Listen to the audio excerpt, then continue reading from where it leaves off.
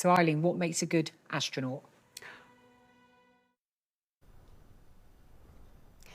Well, this morning we are getting a look at a new documentary about retired NASA astronaut Eileen Collins, the first woman to pilot and command a spacecraft. The documentary pulls from NASA's archives to show Collins' career from flight instructor and Air Force test pilot to becoming a groundbreaking figure in space exploration. So joining us now, Eileen Collins and Hannah Berryman, the director of Spacewoman. Thank you so much to both of you for being with us bright and early on a Monday morning. We're so excited to have you both in studio with us. Thanks for having us. Thanks. So I want to start with this because we just heard from the folks from the Artemis II launch talking about how this is human exploration, not Black history, not women's history, but just human history. Eileen, I want to start with you. What did you think about hearing that? Well, it's also not robotic history either. Yeah. So you send the robot precursors out there, but when people start going, that brings in all the excitement, and the kids get involved, people of all ages get involved, and it's really the excitement of exploration. So I'm really looking forward to watching the launch go myself. It's going to be really exciting. We'll get back to that in a minute. And I know you've just had such a long career, retiring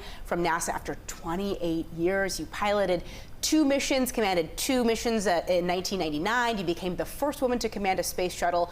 When you look back now, what do you think about your career and really the barriers that you broke? Well, I feel like I just had such a wonderful opportunity to, not only to do my dream. Since 4th grade, I wanted to be an astronaut. And I finally reached my dream, and it was not easy getting there. There were wins, loses, mistakes, there were bumps along the way, but I finally made it. And the other thing is the human experience of being in space. Yeah. I believe that space tourism will be very successful someday because the way, not just the different, I want to say, very magical environment that you're in space, but looking back at the Earth and seeing how beautiful the planet is that we live on, it's just a wonderful experience. You said this was your dream since 4th grade. Yes. At what point did you feel like, okay, this is really something that's going to be possible for me? The first time it was possible was when the Air Force started taking women into flight training, and that was 1978 for me, because prior to that, women were not allowed to fly military aircraft. And then it was approved in 1976 that let's send women to military pilot training and see how they do. Wow. And that's a test program.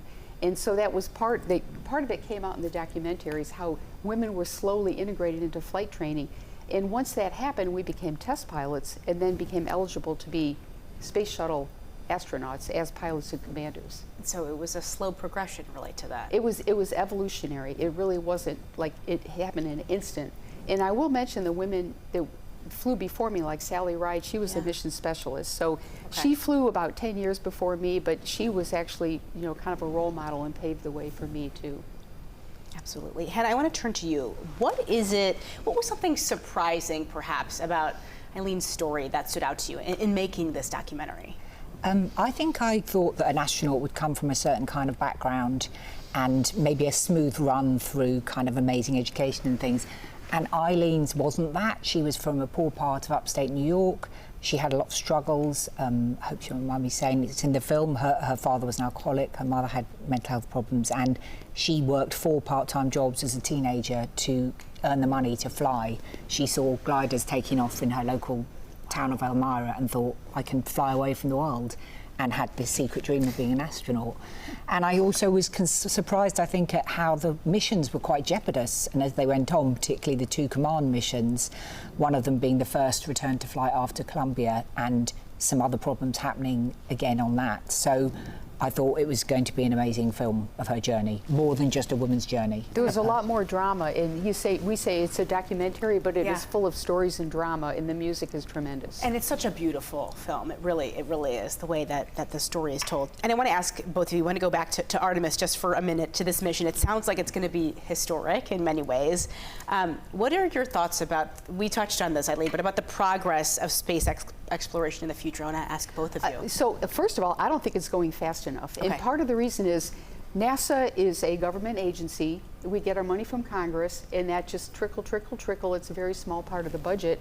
And all the things that we want to do, in fact, that the people of the country want us to do, we don't have the money to do it. So in comes commercial space flight. So now you see companies like Blue Origin, SpaceX, I don't have time to mention all of them. They can raise private money. They can build their own spaceships. they can have their own astronauts.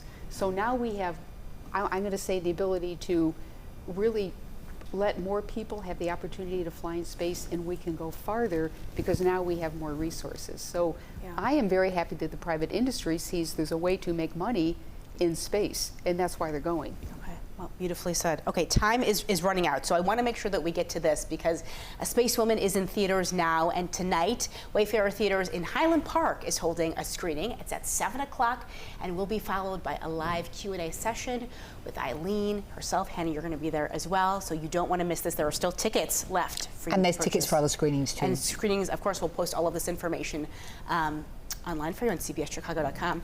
Hannah, Eileen, thank you so much for being with us to share about this beautiful film. Thank you.